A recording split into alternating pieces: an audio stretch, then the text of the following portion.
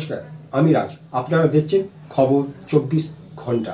আমাদের লড়াই আমাদের ইনভেস্টিগেটিং এজেন্সি থেকে শুরু করে প্রসিকিউশন প্রত্যেকেই আমরা পেনস্টিকেনলি মানে 34টা সাক্ষী আমরা করেছি এবং একটা মেয়ে নিয়ে সম্পর্কটা, একটা মেয়েকে বিষ্ণু ভালোবাসত এবং অসহায় একটি বাচ্চা ছেলে, অল্প বয়সী ছেলে, তাকে তুলে নিয়ে গিয়ে 9 জন মিলে তারপর তাকে প্রথমে গলায় গামছার ফাঁস দিয়ে মারে, তারপর তার বডিটাকে 6 টুকরো করে। 6 টুকরো করার পরও এদের শান্তি হয়নি, এরা কাটা মাথাটাকে থাপ্পড় মারতে মারতে বলে যে মাথাটার দাম কত।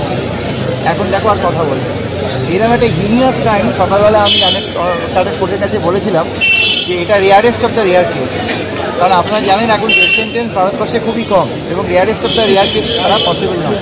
তো এটা rarest of the rare case কেন, এবং সোসাইটির জন্য এই ধরনের কেসে সারা চুচুড়াবাসী বা সারা ওয়েস্ট বেঙ্গলের মানুষ তাকিয়েছিল এই ধরনের হিনিয়াসতম হিনিয়াস কেসে। এবং আমরা কি বলবেন, আজকে এই বিষ্ণুর কি আত্মার শান্তি পেল? আমি ওকে কেউ কিন্তু হাল ছাড়ি না, আমরা যত চেয়েছিলাম যে ফাঁসি হোক। আমি কোনো যাবো জীবনে যাইনি, থেকে বলেছি 9 জন গাড়ি ফাঁসি হোক, তার মধ্যে একজনটা দেখুন খালাস হয়ে গেছে, কিন্তু আরেকজনটা অন্তত ফাঁসি হোক। ব্যাস হয়েছে, এটা আমার মন শান্তি, আমার ভাইয়ের আত্মার শান্তি পেয়েছে। আর এর থেকে আনন্দ আর কিছু হয় না আমাদের।